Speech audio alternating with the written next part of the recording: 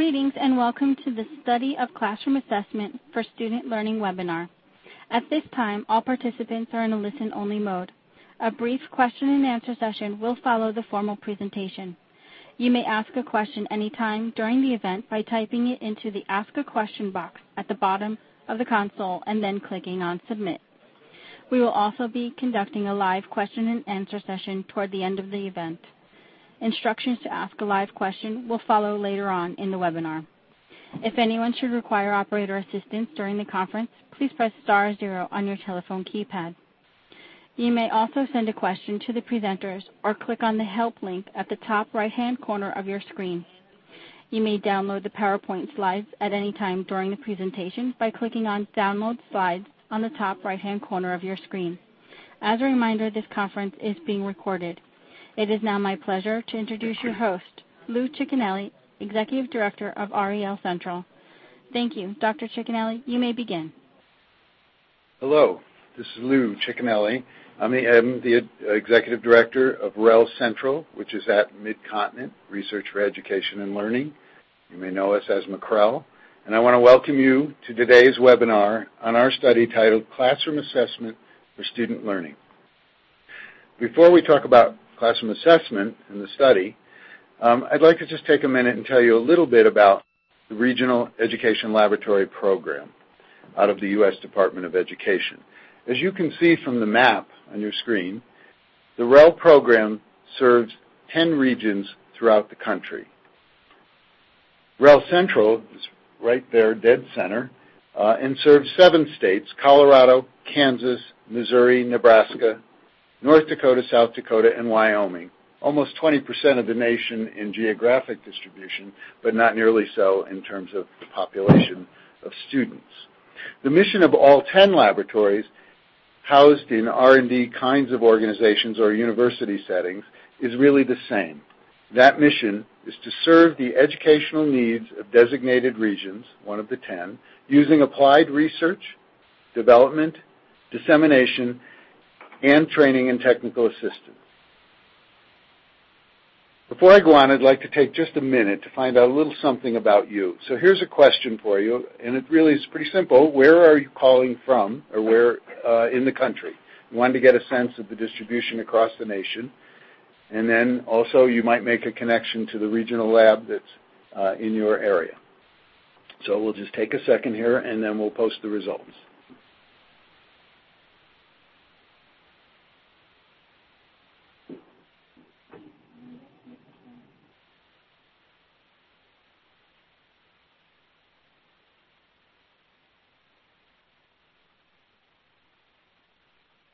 Is that about it? So, as you can see, the majority of folks are from the Midwest. We've got pretty substantial representation in the Northeast. Hope the weather's nice back there. The South, not so well in the West. Outside the U.S., about 10%. So I want to welcome you all as participants, and now just ask one more little question about what might your role or position be with respect to education. And that will give us a sense of our audience.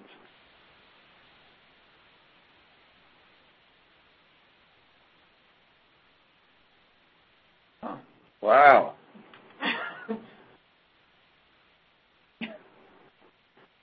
It's changing. We only got 13 votes. Well, it looks like it's mostly school-level administrators or curriculum specialists. Constitutes almost a little over 60%. We have some superintendents, educators, and some state departments on the line. And then we're pleased to see that we have a contingency of researchers as well. So that's a nice distribution of audiences, and pretty much across the U.S., except for the West. I don't know where they are. Maybe they're not up yet. We did have registration from across the country, so it's good to see that it's pretty well represented. So thanks for your input. And back to the work of the REL. The RELs fulfill their mission by providing analytic help to states and districts in each of the 10 regions. Obviously, the work we do is guided by the needs of those regions, so it does vary a bit. However, in common, we do conduct rigorous research studies, which largely consist of the randomized control studies that are being released now by the Department of Education on a periodic basis. The one we're talking about today is, I believe, the most recently released one on April 4th. We also do a range of quicker studies, more fast response studies, that are done in direct response to requests from the field. Those requests might come from state departments, districts, policymakers, or other educators around the region, and we'll conduct a research piece specifically designed to answer that question. It would then be shared across the system and is generally available on the system website at the U.S. Department of Education. We also do bridging research to policy and practice events. These are specifically designed to disseminate and facilitate the use of the results of the research developed by the labs. The idea here is to bring it in a form that's useful to practitioners and policymakers across the nation. These events you may have participated in the past, and they're announced on a periodic basis by any one of the 10 laboratories. One logistical note, and we're almost ready to begin on the actual content of the report, but before I turn it over to Dr. Randall, as the operator indicated earlier, please be sure to submit your questions throughout the webinar. We will be pausing about midway to answer the questions you've posed, and then again at the end, we'll open up the phone lines for questions. So we'll be able to see the questions that come in, and in the next maybe 20 minutes or so, we'll stop to answer some of those. So now, I'd like to turn things over to the lead author on the classroom assessment for student learning study, Dr. Bruce Randall, and one of the other study authors, Dr. Andrea Beasley. Bruce, Andrea? Hello, this is Bruce. Thanks for joining us on our webinar, and I'll be taking you through the study during this webinar, and I'm joined by my colleague, Andrea Beasley, who will also be presenting some of the information to you today. So by way of getting started, I want to kind of take you through what we'll be covering today. First, in terms of context for the study, we'll be talking about the purpose and the design, just covering those fairly briefly. And then we'll be talking in some detail about the measures that we used, particularly the outcome measures. We think this is going to be of interest to a lot of people to know really what we were measuring in terms of impacts for the CASL program. We'll talk about implementation fidelity, which has a lot of importance in terms of interpreting the results. Then we'll go into the actual findings for the study, and then close up with some limitations and some next steps.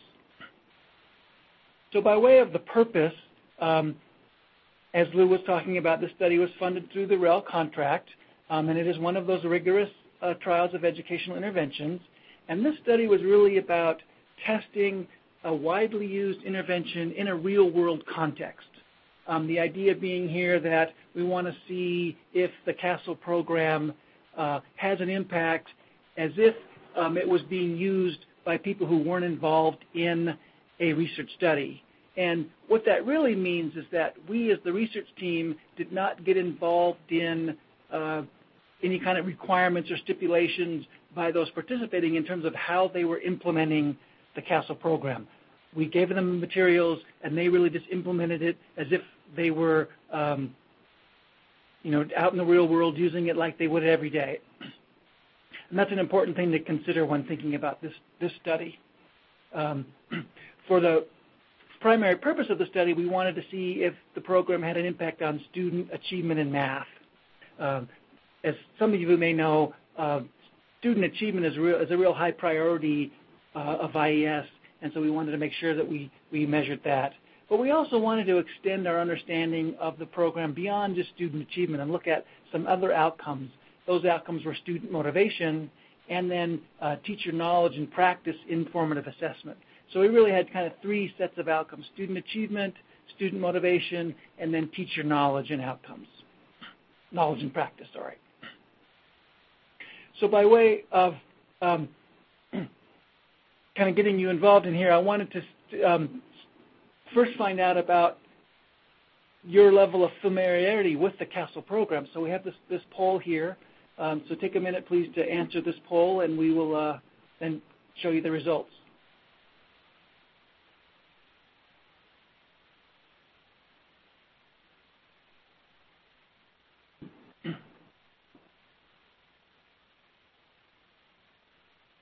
Got 11 respondents.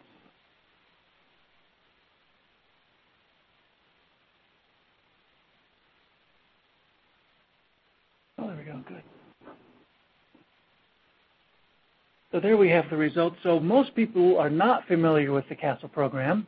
Then we have a few people very familiar, and then somewhat familiar. So we'll talk about the CASL intervention as we go through this presentation. So now, in terms of the design for the study, we had 67 schools that were randomly assigned to either be part of the CASL program, that's the treatment schools, or be a control group. And that's really a big part of the rigor of the study, is that random assignment to the treatment or the comparison. And that allows us to make causal inferences about the impact of the study. So when we talk about the findings, we really have a high degree of confidence that those findings are related to the CASL program. The study included all the 4th and 5th grade math classrooms in those schools, and we had over 9,000 students and over 400 teachers. The study was done over a 2-year period in the schools. Year 1 was the 2007-2008 school year, and during that year, the CASL group, the teachers in the CASL group, they trained with the program, and they went through. We delivered the materials, and they went through setting up a learning team and studying all the materials, getting the content around classroom assessment, practicing it in their classrooms, meeting with their colleagues. All of that sort of thing happened during the CASL training year. The CASL implementation year was the 2008-2009 school year, and in that year, we really wanted to have the teachers have a chance to implement the CASL program in full, because it really takes about a year to go through the training. So they had a full year to do the training and then a full year to do the implementation. So that's kind of just the design in a nutshell. I'll talk a little bit about the measures now so we get a sense of really what we were looking at for the study. We had measures grouped into sort of 4 main areas. One was fidelity, another was the professional development, then the student outcomes and the teacher outcomes. And I'm going to talk about each one of these types of measures in detail. So for fidelity, what we really wanted to see was how well the teachers in the CASL group were implementing the CASL program. You need to go back one slide. Oops. Hold on a second, please. Sorry. Back one more.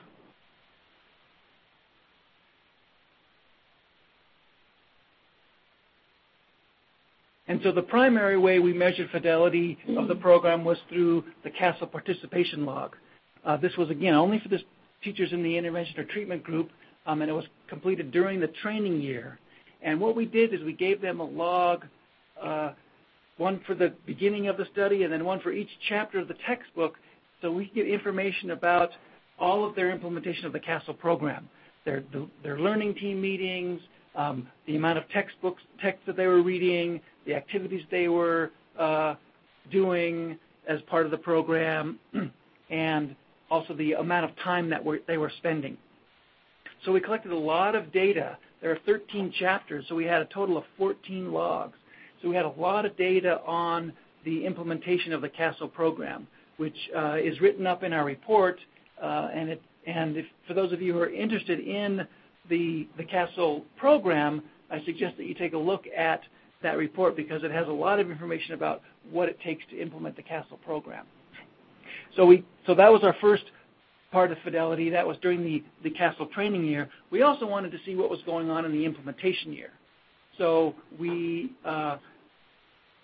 talked to the people in the CASL group at the end of that year and asked them about what they had been doing during that whole implementation year, whether they've been meeting with their teams, their learning teams, if they've been doing any of the activities that the developers had recommended, were there certain types of classroom assessment practices that they were implementing in their classroom, and then we also asked them about what barriers they had to implementation.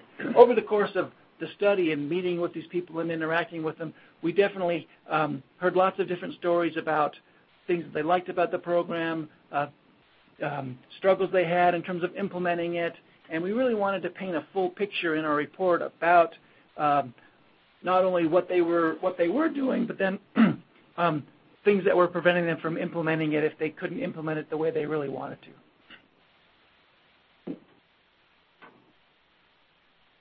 The CASL program is primarily a professional development program. And so we really wanted to get a sense of the greater context in which that program was implemented, particularly the greater professional development context, both in the CASL group and in the comparison group. So we created a survey of professional development that we gave to all teachers once per semester that had them provide us with all kinds of information about all the professional development activities that they were doing outside of the CASL program. So we had questions about the type of activity, whether it was a workshop or a conference or a class, how often they were doing it, how long they were doing it, the emphasis of the activity, whether it was on instruction or assessment or technology or what have you, and then some questions about what they thought about that activity in terms of its quality and impact. So also in the report, there's a lot of information about the professional development that all these teachers went through during the course of this study. So for student outcomes, we had, as I said, two main student outcomes, student math achievement and student motivation. The math achievement measure was the Colorado statewide test. That's the CSAP. Now, we chose to use the statewide test for several reasons. The first is because there's a lot of testing going on in schools, and we didn't want to burden the students and schools with additional testing for the study. So this test was already being given. It's a pretty solid test in terms of statewide tests, so we felt pretty confident in terms of the technical quality of it. It's something that is aligned with the Colorado State content standards, so we felt like among the main tests of student achievement out there, this was probably the most likely to be sensitive to what was happening in the classroom. There is some debate about the sensitivity of large scale tests like this to instruction, but we felt like the CSAP, the statewide test, was our best shot. And then finally, another reason for not giving an additional test was we felt that the teachers and the students would more likely be motivated to do well on a test like the CSAP, their statewide test, than an additional test given solely for the purpose of a study. So for those reasons, we used the Colorado statewide test. Again, we also wanted to measure the impact of CASL on student motivation. So we gave all the students a 20-item survey that we'd adopted from some existing instruments, and it measured 3 different aspects of student motivation: engagement, perceived autonomy, and self-efficacy, and that was on a 4-point scale. So that was the 2 measures of the student outcomes. But we knew that the CASL program wasn't going to have an impact, or very likely not going to have an impact on student outcomes like achievement and motivation unless it first impacted the teacher somehow. And so we really thought that there were going to be 3 main ways that CASL would impact the teachers. First, it would impact their assessment knowledge. As they're going through the program and they're reading the textbook and talking with each other and watching DVDs and the like, the first thing that we hypothesized would happen would be that the teachers would begin to increase their assessment literacy. That is, understand more about classroom assessment, pick up the vocabulary, and be able to sort of reason about and think about all of those different practices and principles in a way that they hadn't before. So we measured teacher assessment knowledge. Another thing we wanted to check was the degree to which the students were involved in assessment. One unique thing about the CASL approach is it has a real emphasis on students. And so we wanted to see the degree to which the program was having an impact on student involvement in assessment. And then also, very importantly, we wanted to see if CASL was going to have an impact on kind of the day-to-day classroom informative assessment practices of the teachers. So those are the 3 outcomes, and I'll talk about how we measure them real briefly. The test of assessment knowledge was a test of the generally accepted practices and principles of classroom assessment, things like identifying learning targets and using different assessment methods like multiple choice or portfolios, what have you, and then also providing information back to students and other folks like parents. It was a 60-item test that had a variety of different types of items, multiple choice, matching, true, false, and then the outcome that we used in the analysis was simply the number of correct responses on that test. For student involvement, we again wanted to see if the program was having any impact on the degree to which students were involved in assessment-related activities. Again, this is a pretty important part of the CASL program, and in the program materials, they give teachers a lot of ideas about ways to involve their students, discussing learning objectives, working with rubrics, scoring each other, that sort of thing. And so we developed a 14-item survey that had 14 different types of assessment-related activities that the teachers could involve their students in. And so we asked the teachers to tell us on how many days they had all or most of their students do each of those 14 different types of activities during a 2-week period. And then the outcome was the mean percentage of days that they involved their students. And then the last teacher outcome was the teacher assessment practice outcome.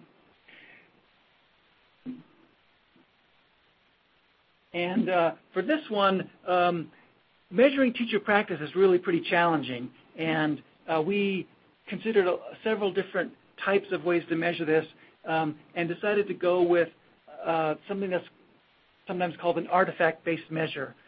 This was a measure developed at CREST, and we adopted it for this study.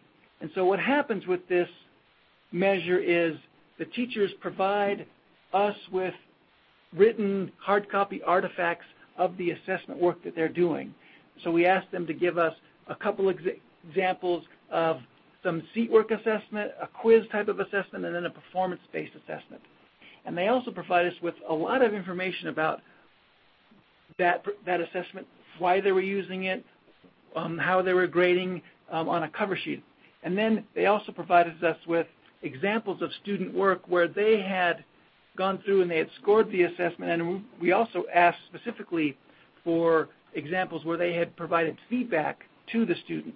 So we collected a lot of information, a lot of artifacts about the teacher's assessment practice through the types of assessment that he or she was doing in the classroom.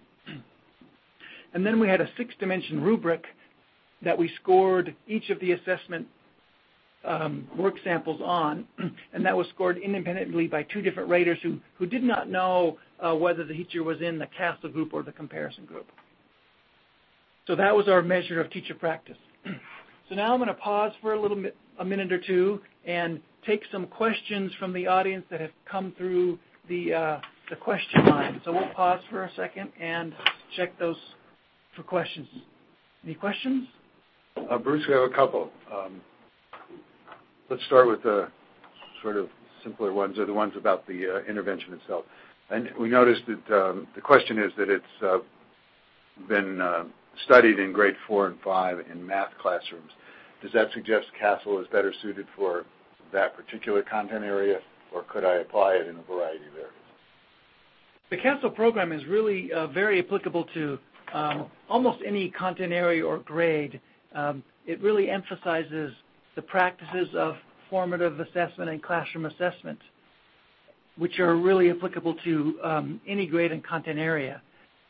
There is something to note about that, though, is that different types of content areas and curricula may lend themselves more or less to formative assessment. We did get some comments from our participants that they felt like math and their curriculum in particular was so sort of structured and scripted that they didn't have a lot of room to do much other than what was in their scripted curriculum. And so that is something to consider when we interpret the results. And we have heard from the developer that they are developing materials to help really implement the program in a variety of different settings at different grade levels and for different content areas. Do you want to add anything? We did hear, as Bruce mentioned, some feedback about the program being a little bit less suited to math, and they also felt that they ended up applying it just as much in areas such as reading and social studies and writing as in math. So on the one hand, it was good that they were able to transfer all of the information about classroom assessment to other subject areas, but some of them did feel a bit more inhibited in the math content area from doing that. Some specific questions about the intervention. The PD mentioned on slide 16. Can you bring that up? Does it include outside PD as well as CASL PD? What are some of the 14 activities mentioned on the slide? Once again. Okay, that's the, That's student involvement. So when we measured professional development on using the survey of professional development, that was only for non-CASL professional development activities. Okay. There's a couple of questions around costs. So where'd that one go? Was the cost for the study covered by the school districts, or were the funds and program materials provided by the laboratory? So the costs of the study and all the materials were provided by the laboratory through the contract with the Department of Ed. So let me explain that a little bit more in terms of the schools and this particular intervention, this particular program. The CASL program is kind of unique in that it doesn't have an outside facilitator or coach component. It's really based on materials that are given to the schools. And those materials include the following. A facilitator's manual that is kind of the how-to manual for implementing the program. The primary textbook, which has the same name, CASL, Classroom Assessment for Student Learning. And then a package of I think 6 DVDs and then 4 or 5 ancillary textbooks that each delve into a different topic in depth. And so what happens with the program is the people implementing it get all these materials, they form a learning team or a professional learning community, and they go through reading the textbook and watching the videos and trying things out in their classrooms and talking to each other in their team meetings. And so that's really how it implements. And so in that sense, it's a fairly low-cost intervention because there's not a lot of time for time required for coaching and facilitation and that sort of thing. And all those materials were paid for by the lab, and the schools in the CASL group got them at the beginning of the study, and all the schools in the control group got them at the end of the study. Thank you. We got, I think, time for one more. A couple of questions around the assessment knowledge test. So kind of 2 parts. What research or information was used to develop the assessment knowledge test?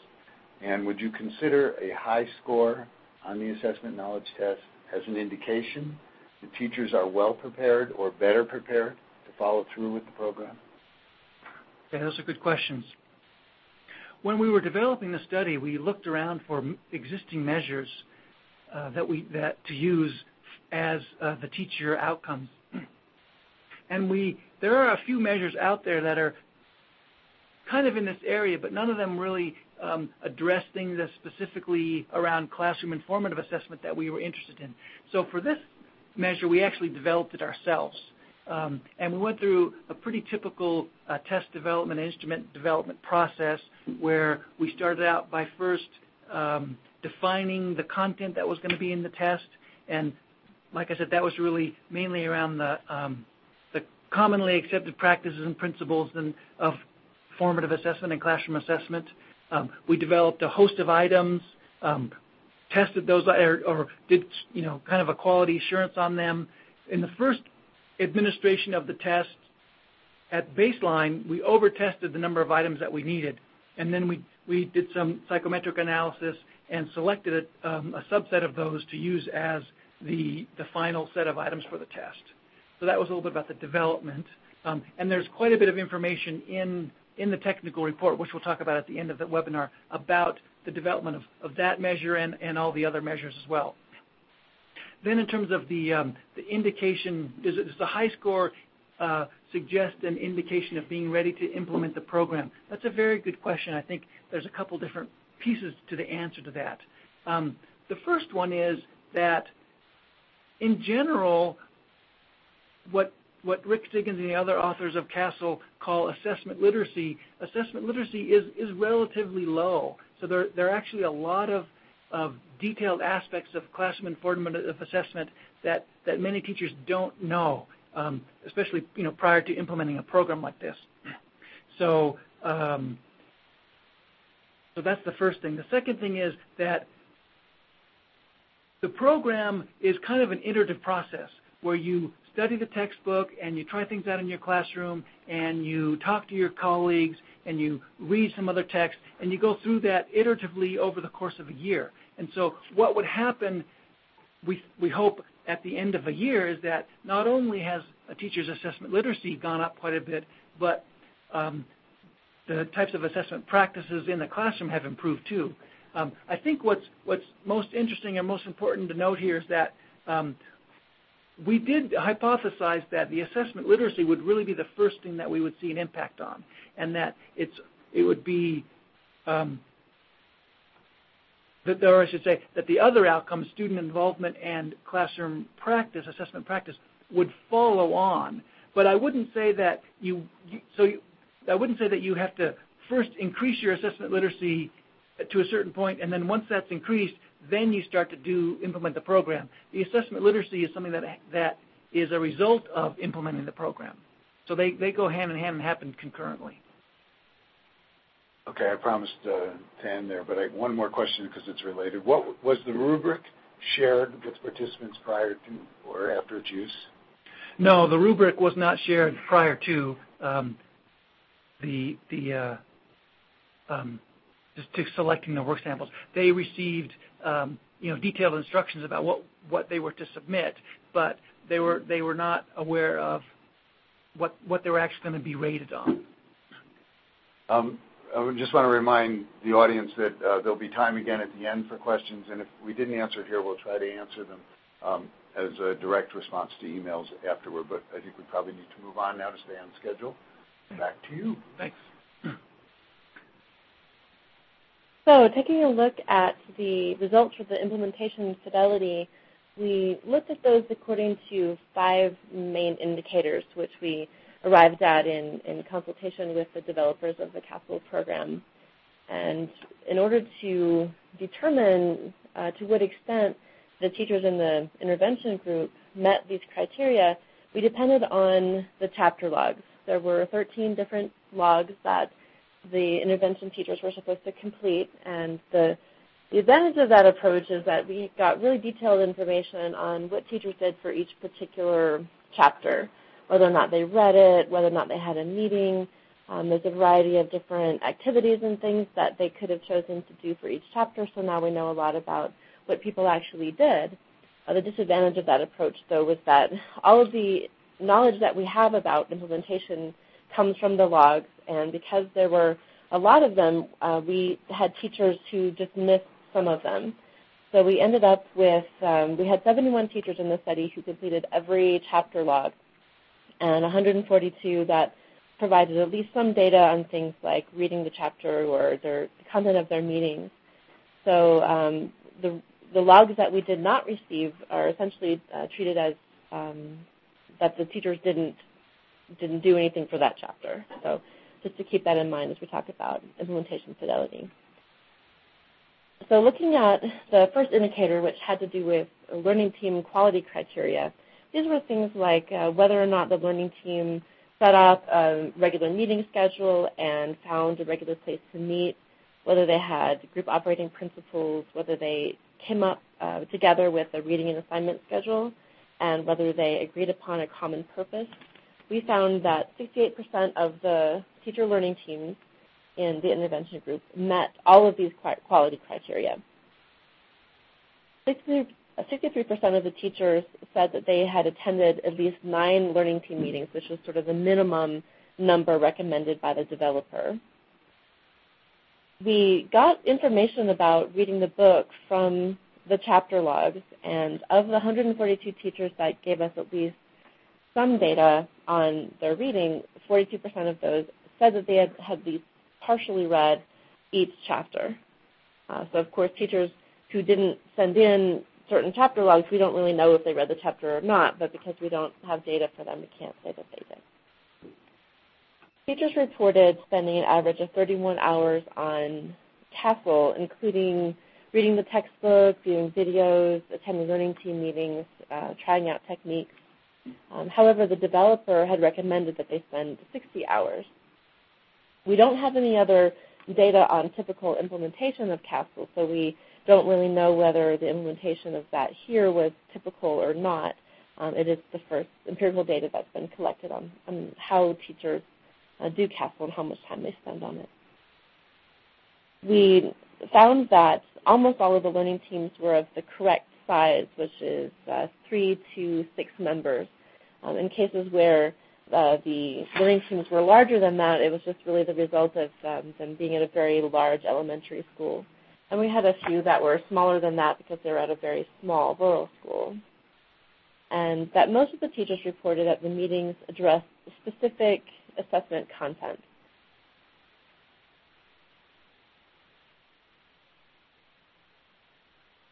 And at the end of the second year of the study, this was the year in which the teachers were supposed to be implementing fully all of the techniques that they learned from CASL. We asked them in that particular year what they did. And we found out that at 18 of the schools, the teachers did continue to meet, whereas previous to doing CASL, they hadn't met regularly to talk about assessment. 15 of the treatment schools said that they developed assessments differently. So that could be anything from getting together to plan assessments as a group, or using multiple forms of assessments, maybe altering pre-made assessments that they had in their curriculum. A lot of the schools also said that they had changed instructional practices, such as reteaching based on assessment results, or maybe changing grouping practices, perhaps showing students some examples of work so that they know what to aim for. 13 of the schools said that they had involved students in assessments in some way that they hadn't before, such as asking students to set their own goals based on learning targets and assessment results. 9 of the schools actually changed grading practices, which can be a pretty big hurdle. This was part of a school-wide effort that they had led there. So they initiated practices such as ending the practice of grading based on timeliness or neatness, having grades only reflect academic content, starting to allow students to redo an assignment for a better grade, let's say if the students were wanting to demonstrate mastery, and giving students descriptive feedback rather than just a number or a letter grade. And then a few of the schools said that they did more teacher collaboration around assessments, such as trying to align assessments between classrooms, or discussing examples of how they were using assessment techniques.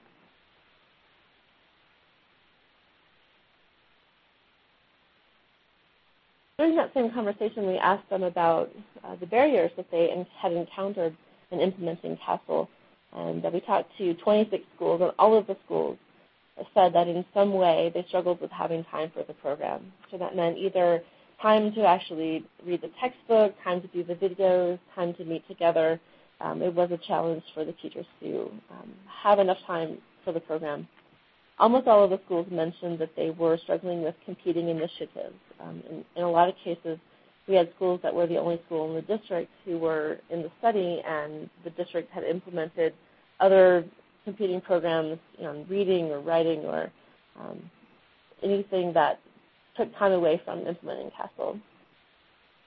Although the CASL approach emphasizes teachers being in learning teams without the need for workshop facilitators or coaches, a lot of the schools said that they really did want some additional outside facilitation or coaching. They weren't always confident in just going it alone. In 10 of our schools, they had personnel changes either with the teachers who are on the learning team or with the school leadership that made implementation difficult.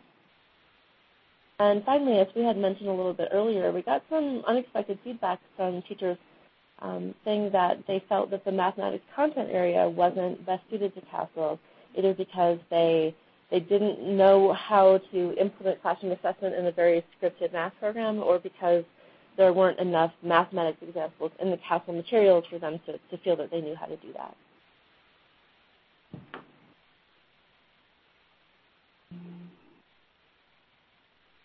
So here we are with our fourth poll question, thinking about the information that we just shared about implementation of CASL.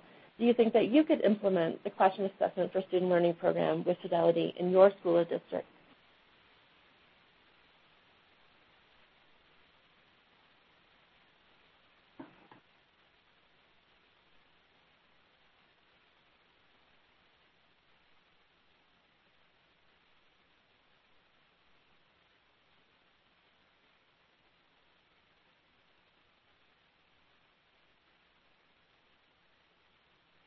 It looks like most respondents aren't sure, and it definitely is something to consider. It's a big change in teacher practice, and there's a lot of components to it, and just finding time for meeting together and talking about assessment practice can be a real challenge. So now we're going to talk about the results of the study in terms of the impact of CASL on those main outcomes we were talking about: student achievement, student motivation, and then the teacher outcomes. But before we do that, we wanted just to get a sense from you all what you thought about the possibility of CASL having an impact. So we have 3 quick poll questions about those outcomes. So we'll just send those out kind of quickly. I keep an eye on time because we want to leave some time for questions. So go ahead and answer that question, and we'll take a look at those results.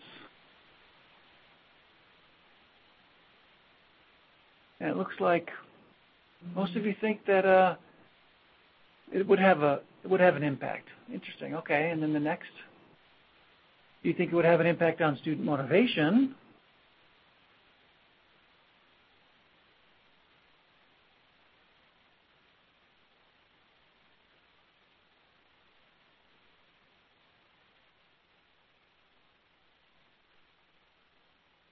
And pretty similar results to student achievement. And finally, do you think CASL would have an impact on the teacher outcomes?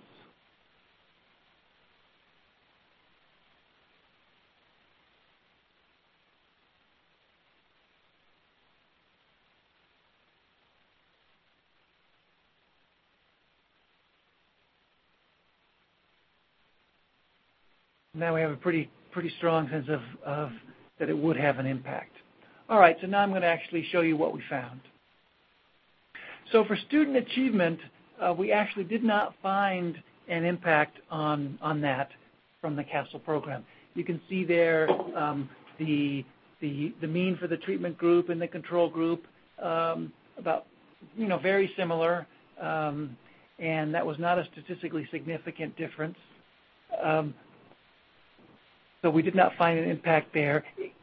For those of you who know a lot about these kinds of studies and those kinds of measures, it's very difficult to actually get movement on a test like the CSAP. So we weren't actually really too surprised about that outcome ourselves.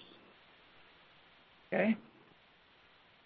We were a little surprised that we didn't see really anything in student motivation. You can see there's really just no difference between the treatment group and the control group. So that was a bit of a surprise. That's possible because if you can see those scores are between a 3 and a 4. So most of the students are choosing 3 and 4, which is toward the upper end of the scale. So it's possible that it's just a ceiling effect on that measure. And then for the teacher outcomes, we did see a pretty good-sized impact on teacher assessment knowledge. As I had said earlier, this is what we sort of expected would be the first thing that we would see an impact on. So we did see that. It translates to about 3 items more correct by the CASL teachers on that test. And then you can see the effect size there. For those of you who know about effect size, that's a pretty good effect size, 0.42. So then for the student involvement, those means those are a percentage of days that students were involved. That's why those look a little funny. So it's really the treatment teachers had their students involved about 5% more days than the control teachers. And although that wasn't a statistically significant impact, you can see in terms of effect size, that's still a pretty decent effect size. So this is something kind of to make note of. And one reason we should suspect that there's something happening here is that involving students in assessment and doing those activities is something that's fairly relatively easy to implement. But if you take a look at the teacher practice, here we saw no effect at all, and really the difference is there's really almost no difference. The scale on the teacher practice was from 1 to 4. So you can see both in the treatment group and the control group, most teachers are getting either a 1 or a 2 on that. And so this is kind of evidence, at least in this sample, that assessment practice is not real strong for this sample. So, are you surprised by the results of the study?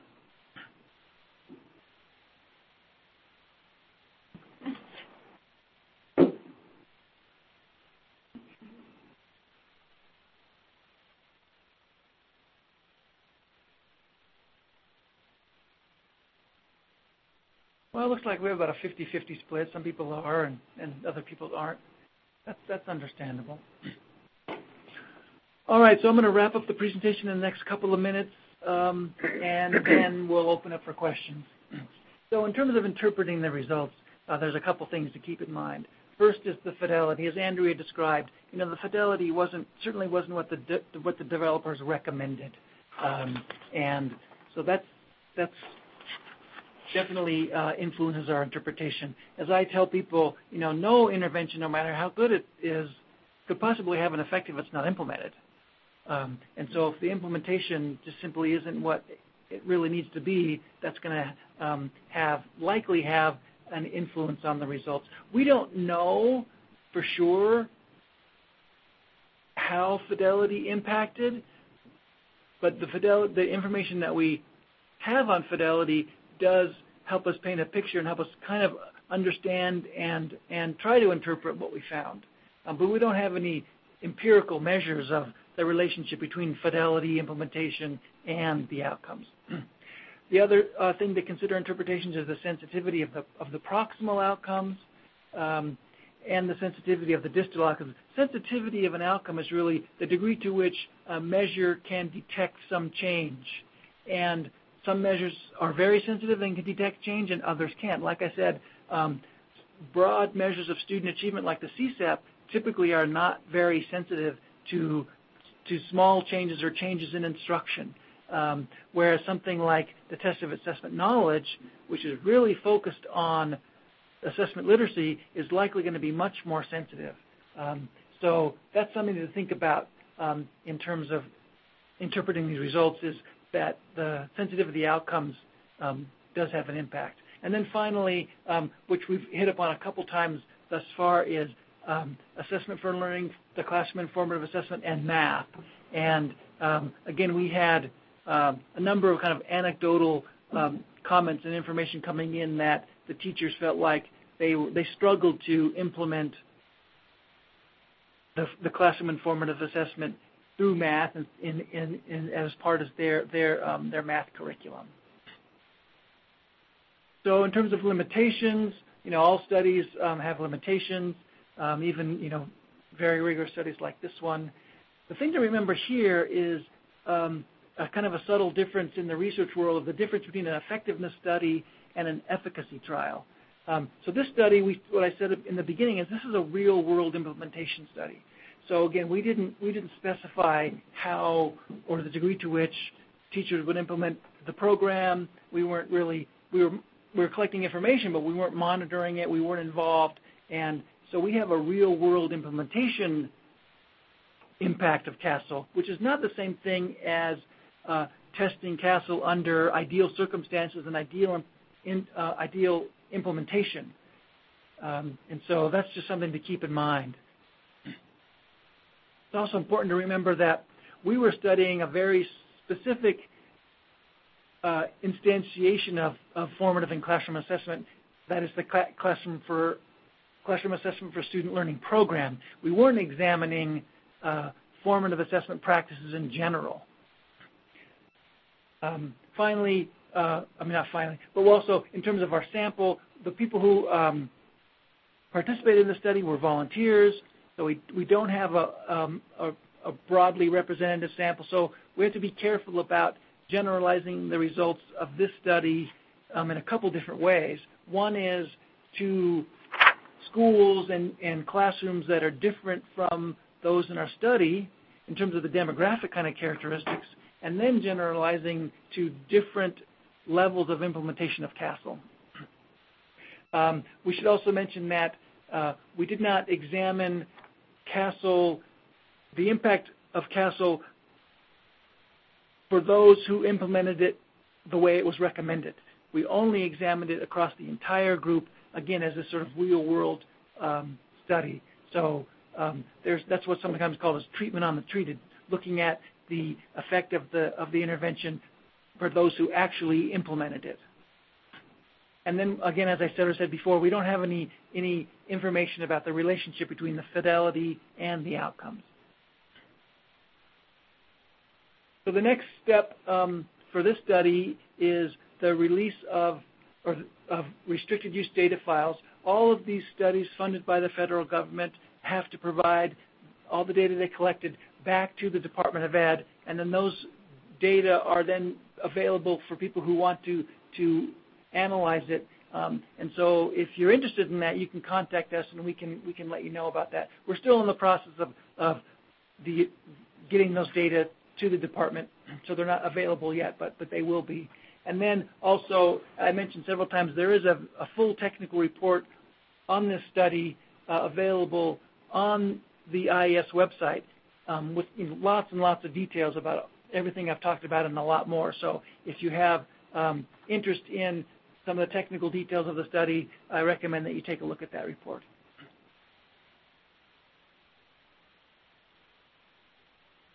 So now we're going to go to questions, and I think our operators are going to open up the phone line, and we'll hear from some of you and some of your questions. Thank you. We will now be conducting a question and answer session. If you would like to ask a question, please press star 1 on your telephone keypad. A confirmation tone will indicate your line is in the question queue. You may press star 2 if you would like to remove your question from the queue. For participants using speaker equipment, it may be necessary to pick up your handset before pressing the star keys. One moment, please, while we poll for questions.